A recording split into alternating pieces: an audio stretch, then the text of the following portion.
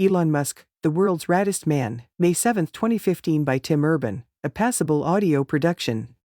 A note for audio listeners: Tim's Wait But Why blog posts always contain a number of witty illustrations to help communicate his message. If you're listening on YouTube, these illustrations will be displayed on screen for several seconds as I announce the title of the illustration in this voice at the same point in the narration that it appears in the original blog post. If you would like to review these illustrations for longer, please pause the video and then continue when you are ready. If you are listening without access to video, it is highly recommended that you find the original illustrations on Tim's blog at waitbutwhy.com/2015/05/Elon-Musk-the-world's-raddest-man.html. And now, please enjoy the post.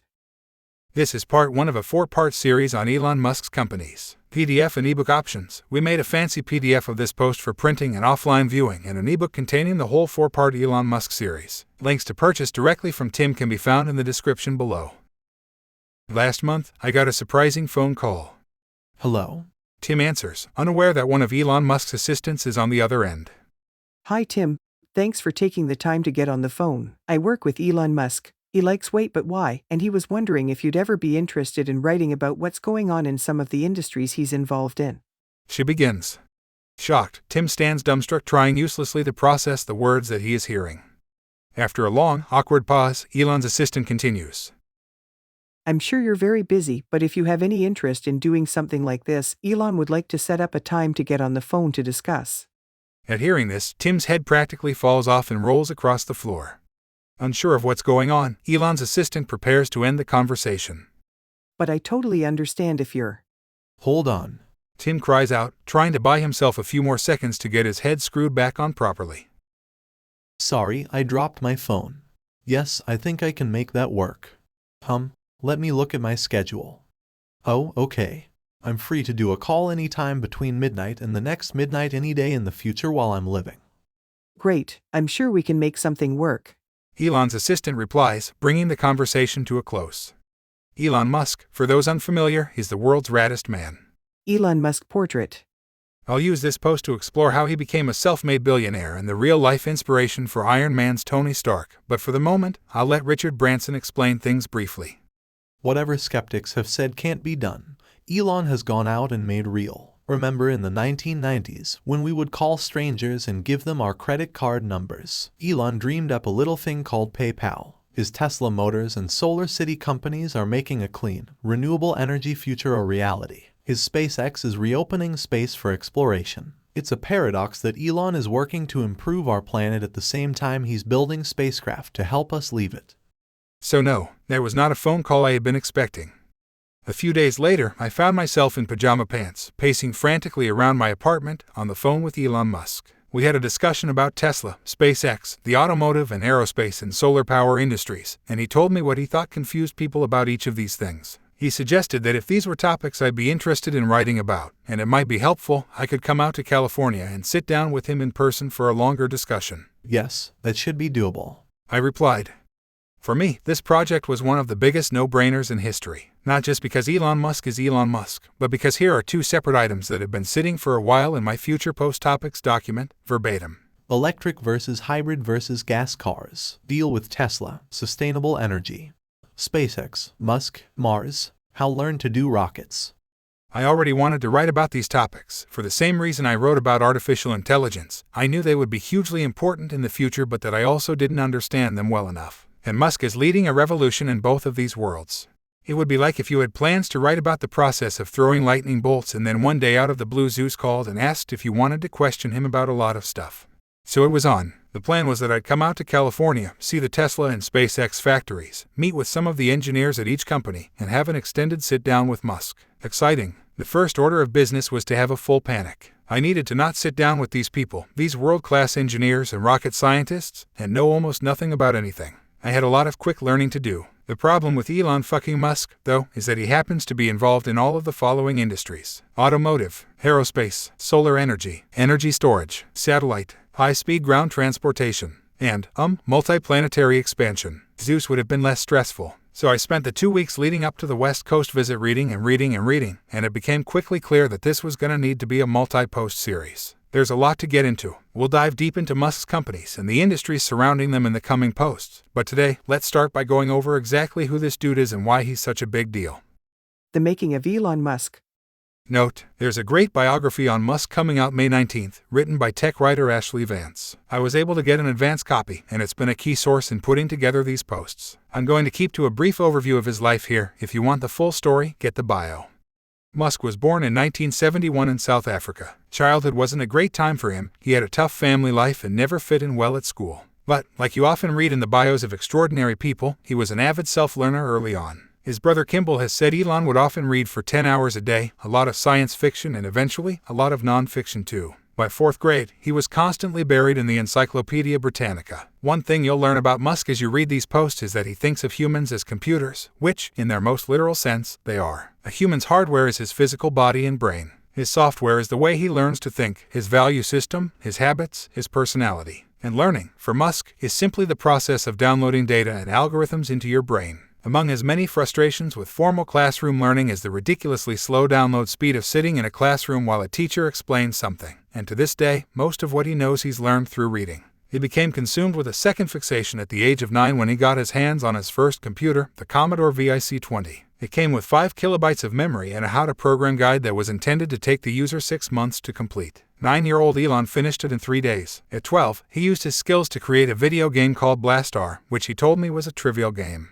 but better than Flappy Bird. But in 1983, it was good enough to be sold to a computer magazine for $500, $1,200 in today's money. Not bad for a 12-year-old. Musk never felt much of a connection to South Africa. He didn't fit in with the jockish, white Afrikaner culture, and it was a nightmare country for a potential entrepreneur. He saw Silicon Valley as the promised land, and at the age of 17, he left South Africa forever. He started out in Canada, which was an easier place to immigrate to because his mom is a Canadian citizen, and a few years later used a college transfer to the University of Pennsylvania as a way into the U.S. In college, he thought about what he wanted to do with his life, using as his starting point the question, what will most affect the future of humanity? The answer he came up with was a list of 5 things: the internet, sustainable energy, space exploration, in particular the permanent extension of life beyond Earth, artificial intelligence, and reprogramming the human genetic code. He was iffy about how positive the impact of the latter 2 would be, and though he was optimistic about each of the first 3, he never considered at the time that he'd ever be involved in space exploration.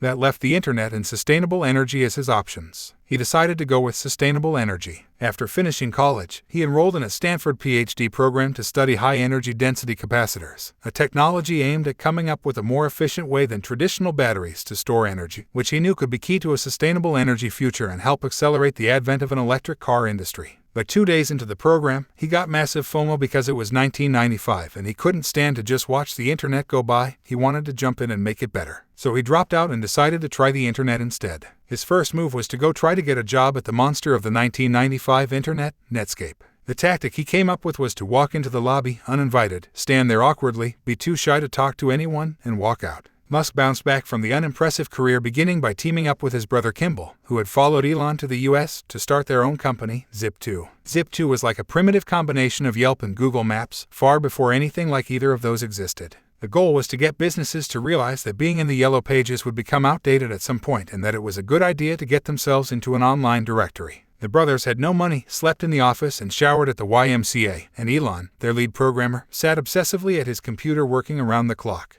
In 1995, it was hard to convince businesses that the internet was important. Many told them that advertising on the internet sounded like the dumbest thing they had ever heard of, but eventually, they began to rack up customers and the company grew. It was the heat of the 90s internet boom. Startup companies were being snatched up left and right, and in 1999, Compaq snatched up Zip2 for $307 million.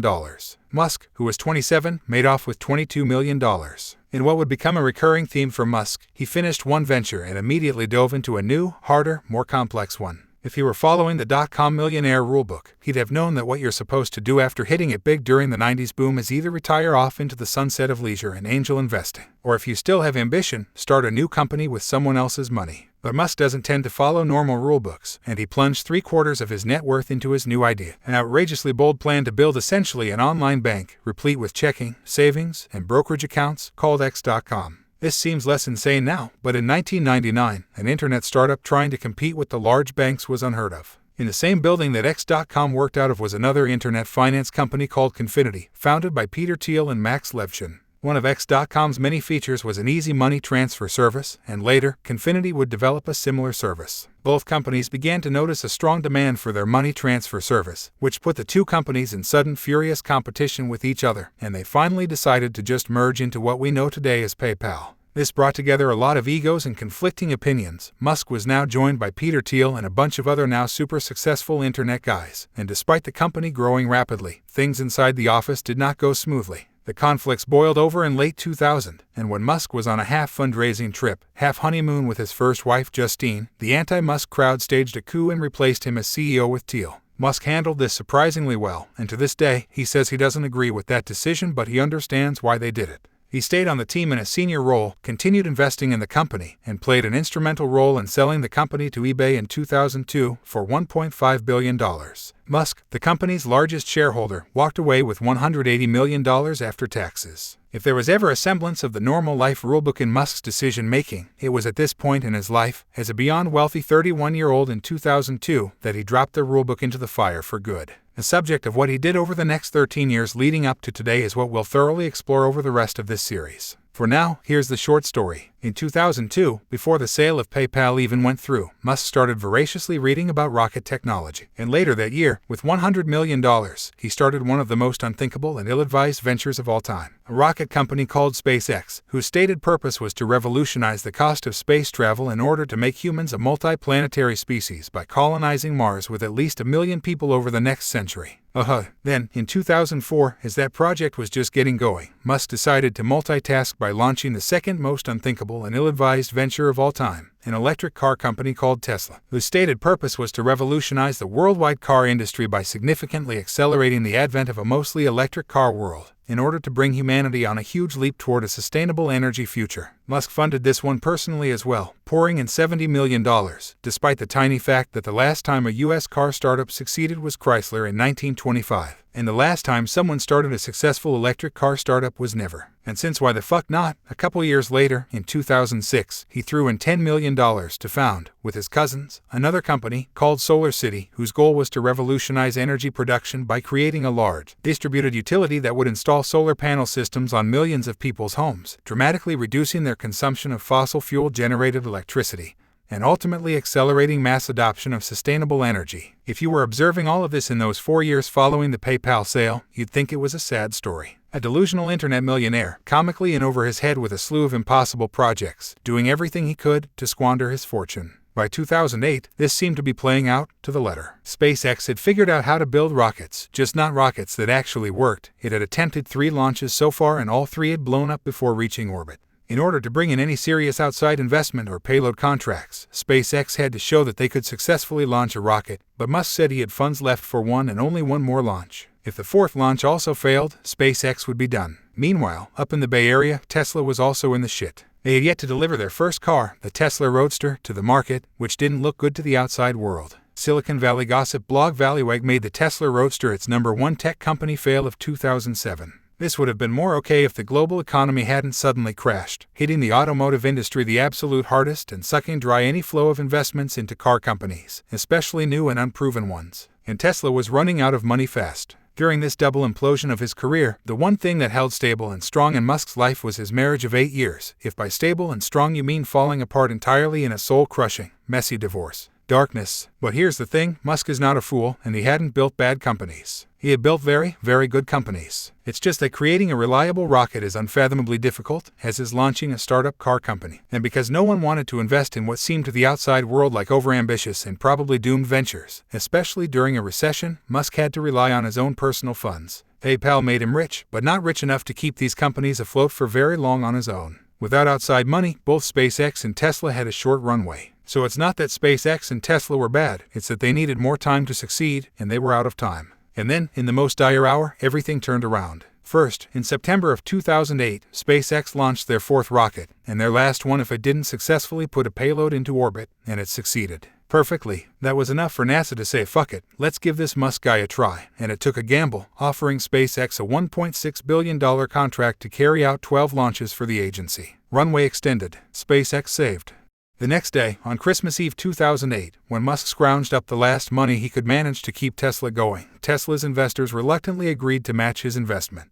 Runway extended. 5 months later, things began looking up, and another critical investment came in, $50 million from Daimler. Tesla saved. While 2008 hardly marked the end of the bumps in the road for Musk, the overarching story of the next 7 years would be the soaring, earth-shaking success of Elon Musk and his companies. Since their first 3 failed launches, SpaceX has launched 20 times, all successes. NASA is now a regular client, and one of many, since the innovations at SpaceX have allowed companies to launch things to space for the lowest cost in history. Within those 20 launches have been all kinds of firsts for a commercial rocket company. To this day, the 4 entities in history who have managed to launch a spacecraft into orbit and successfully return it to Earth are the US, Russia, China, and SpaceX. SpaceX is currently testing their new spacecraft, which will bring humans to space, and they're busy at work on the much larger rocket that will be able to bring 100 people to Mars at once. A recent investment by Google and Fidelity has valued the company at $12 billion.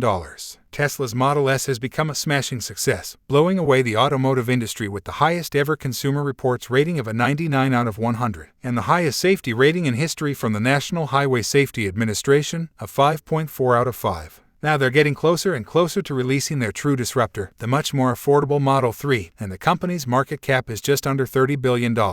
They're also becoming the world's most formidable battery company, currently working on their giant Nevada Gigafactory, which will more than double the world's total annual production of lithium-ion batteries. SolarCity, which went public in 2012, now has a market cap of just under $6 billion and has become the largest installer of solar panels in the U.S. They're now building the country's largest solar panel manufacturing factory in Buffalo, and they'll likely be entering into a partnership with Tesla to package their product with Tesla's new home battery, the Powerwall. And since that's not enough, in his spare time, Musk is pushing the development of a whole new mode of transport, the Hyperloop. In a couple of years, when their newest factories are complete, Musk's 3 companies will employ over 30,000 people. After nearly going broke in 2008 and telling a friend that he and his wife may have to move into his wife's parents' basement, Musk's current net worth clocks in at $12.9 billion.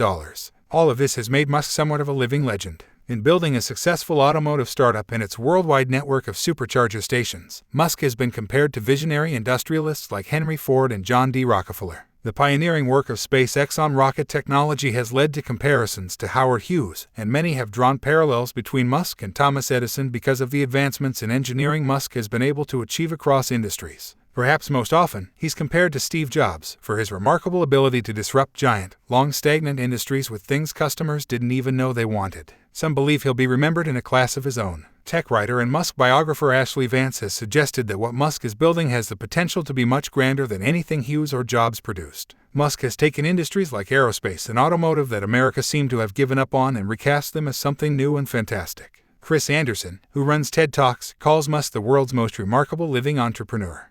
Others know him as the real-life Iron Man, and not for no reason. Jon Favreau actually sent Robert Downey Jr. to spend time with Musk in the SpaceX factory prior to filming the first Iron Man movie so he could model his character off of Musk. He's even been on The Simpsons. And this is the man I was somehow on the phone with as I frantically paced back and forth in my apartment, in pajama pants. On the call, he made it clear that he wasn't looking for me to advertise his companies. He only wanted me to help explain what's going on in the world surrounding those companies and why the things happening with electric cars, sustainable energy production, and aerospace matter so much. He seemed particularly bored with people spending time writing about him. He feels there are so many things of critical importance going on in the industries he's involved in, and every time someone writes about him, he wishes they were writing about fossil fuel supply or battery advancements or the importance of making humanity multiplanetary. This is especially clear in the intro to the upcoming biography on him, when the author explains how not interested Musk was in having a bio written about him. So I'm sure this first post, whose title is Elon Musk, the world's raddest man, will annoy him.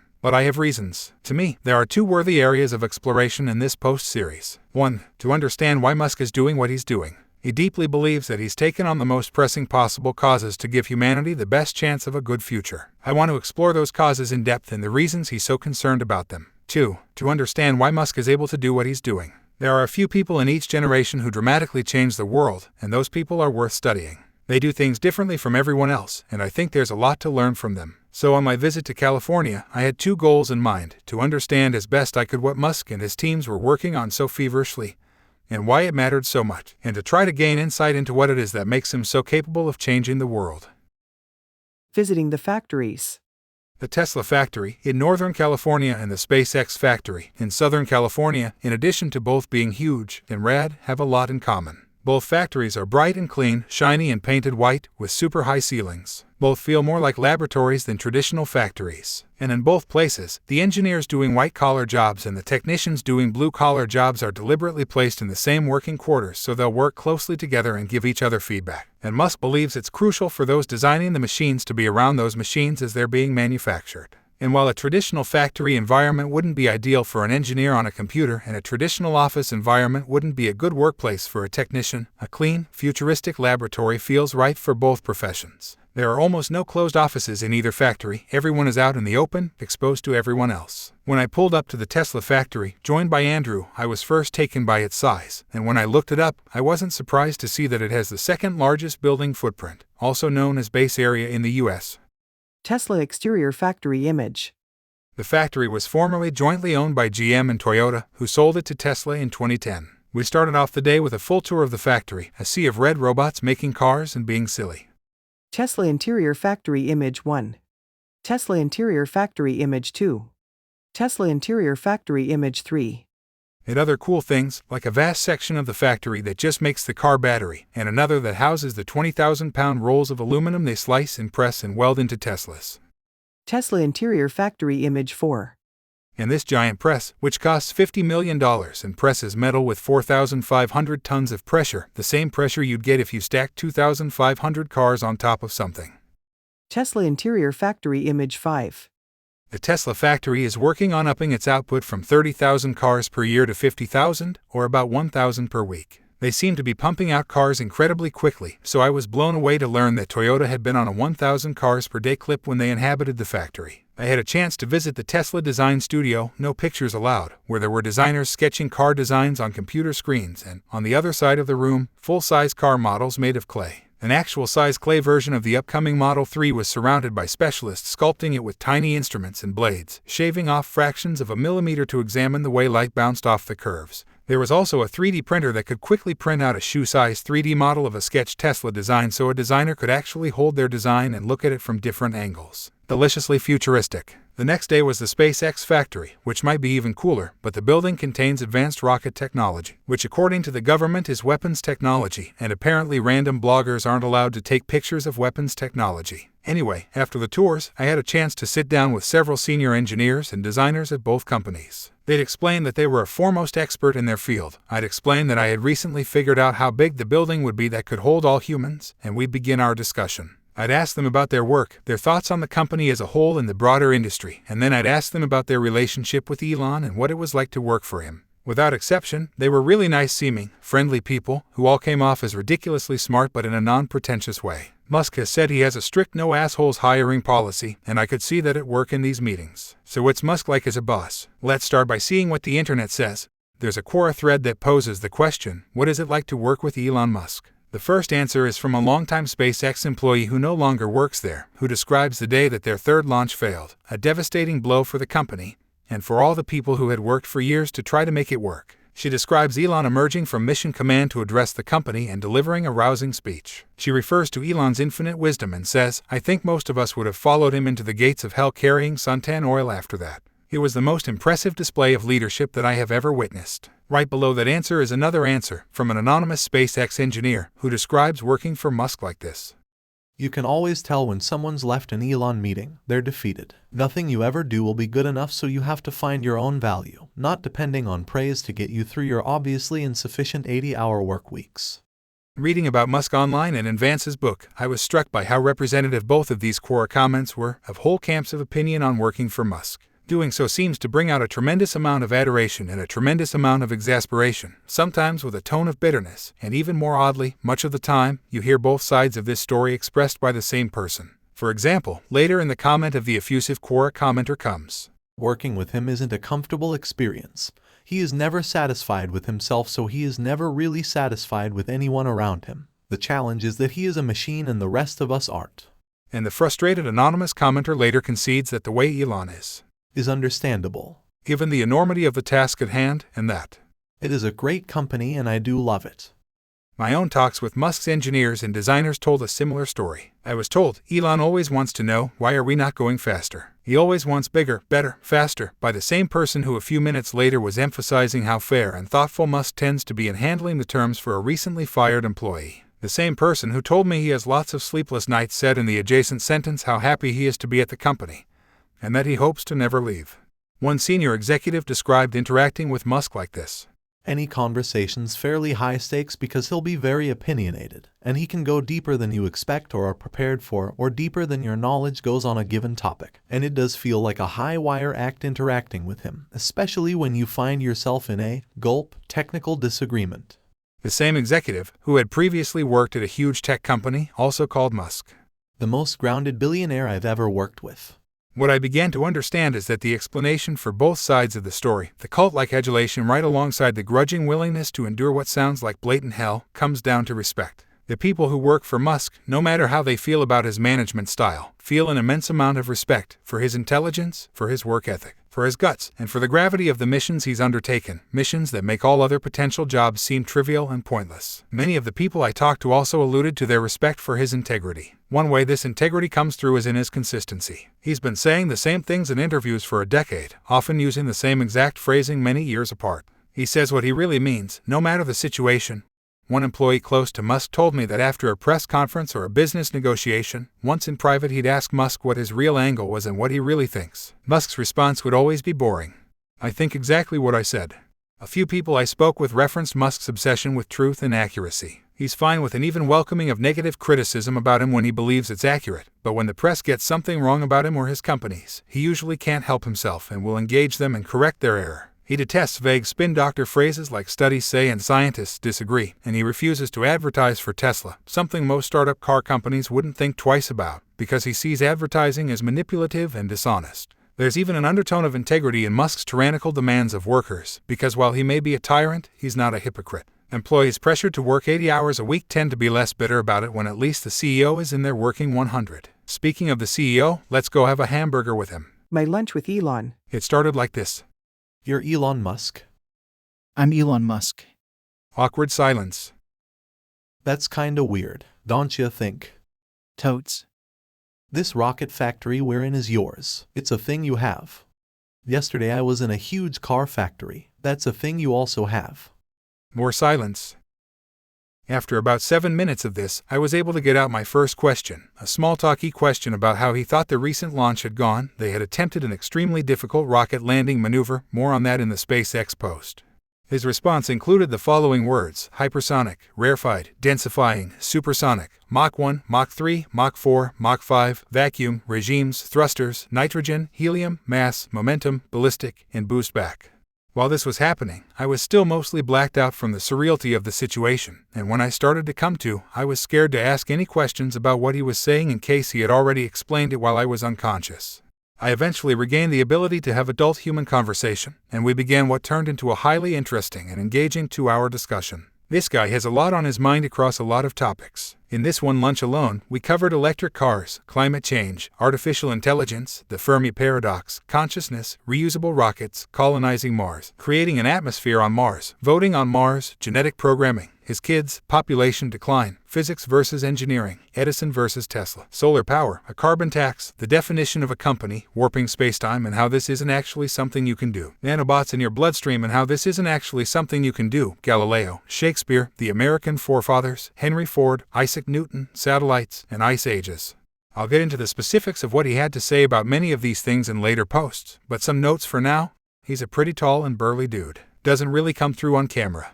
He ordered a burger and ate it in either 2 or 3 bites over a span of about 15 seconds. I've never seen anything like it. He is very, very concerned about AI. I quoted him in my posts on AI saying that he fears that by working to bring about superintelligent AI, ASI, we're summoning the demon, but I didn't know how much he thought about the topic. He cited AI safety as one of the 3 things he thinks about most, the other 2 being sustainable energy and becoming a multi-planet species, i.e. Tesla and SpaceX. Musk is a smart motherfucker, and he knows a ton about AI, and his sincere concern about this makes me scared.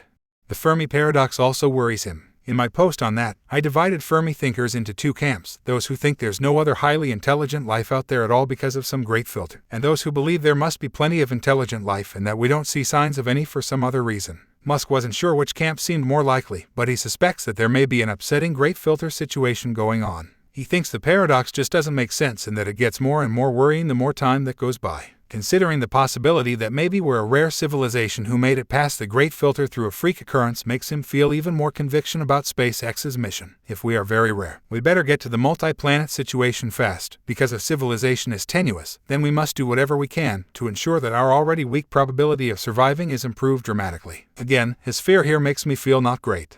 One topic I disagreed with him on is the nature of consciousness. I think of consciousness as a smooth spectrum. To me, what we experience as consciousness is just what it feels like to be human-level intelligent. We're smarter and more conscious than an ape, who is more conscious than a chicken, etc. And an alien much smarter than us would be to us as we are to an ape or an ant in every way. We talked about this, and Musk seemed convinced that human-level consciousness is a black and white thing, that it's like a switch that flips on at some point in the evolutionary process and that no other animals share. He doesn't buy the ants are to humans as humans are to a much smarter extraterrestrial thing, believing that humans are weak computers and that something smarter than humans would just be a stronger computer, not something so beyond us we couldn't even fathom its existence. I talked to him for a while about genetic reprogramming. He doesn't buy the efficacy of typical anti-aging technology efforts because he believes humans have general expiration dates and no one fix can help that. He explained, the whole system is collapsing. You don't see someone who's 90 years old and it's like they can run super fast but their eyesight is bad. The whole system is shutting down. In order to change that in a serious way, you need to reprogram the genetics or replace every cell in the body. Now with anyone else, literally anyone else, I would shrug and agree since he made a good point. But this was Elon Musk, and Elon Musk fixes shit for humanity. So what did I do? Me. Well, but isn't this important enough to try? Is this something you'd ever turn your attention to? Elon. The thing is that all the geneticists have agreed not to reprogram human DNA, so you have to fight not a technical battle but a moral battle. Me. You're fighting a lot of battles. You could set up your own thing. The geneticists who are interested, you bring them here. You create a laboratory, and you could change everything. Elon. You know, I call it the Hitler problem. Hitler was all about creating the Übermensch and genetic purity. And it's like, how do you avoid the Hitler problem? I don't know. Me. I think there's a way. You've said before about Henry Ford that he always just found a way around any obstacle. And you do the same thing. You always find a way. And I just think that that's as important and ambitious a mission as your other things. And I think it's worth fighting for a way, somehow, around moral issues, around other things. Elon. I mean, I do think there's. In order to fundamentally solve a lot of these issues, we are going to have to reprogram our DNA. That's the only way to do it. Me. And deep down, DNA is just a physical material. Elon nods, then pauses as he looks over my shoulder in a daze. It's software. Comments. 1. It's really funny to brashly pressure Elon Musk to take on yet another seemingly insurmountable task and to act a little disappointed in him that he's not currently doing it, when he's already doing more for humanity than literally anyone on the planet. 2. It's also super fun to casually brush off the moral issues around genetic programming with I think there's a way and to refer to DNA, literally the smallest and most complex substance ever, as just a physical material deep down when I have absolutely no idea what I'm talking about. Because those things will be his problem to figure out, not mine. 3. I think I've successfully planted the seed. If Musk takes on human genetics 15 years from now and we all end up living to 250 because of it, you all owe me a drink. Watching interviews with Musk, you see a lot of people ask him some variation of this question Chris Anderson asked him on stage at the 2013 TED conference. How have you done this? These projects, PayPal, SolarCity, Tesla, SpaceX, they're so spectacularly different. They're such ambitious projects at scale. How on earth has one person been able to innovate in this way? What is it about you? Can we have some of that secret sauce? There are a lot of things about Musk that make him so successful, but I do think there's a secret sauce that puts Musk in a different league from even the other renowned billionaires of our time. I have a theory about what that is, which has to do with the way Musk thinks, the way that he reasons through problems, and the way he views the world. As this series continues, think about this, and we'll discuss a lot more in the last post. For now, I'll leave you with Elon Musk holding a panic monster. Elon Musk panic monster photo. This has been a Passable audio production of Elon Musk, the world's raddest man by Tim Urban. Thanks for watching. If you've enjoyed Tim's original content, or this YouTube adaptation, please let us know with a like, a comment, or both.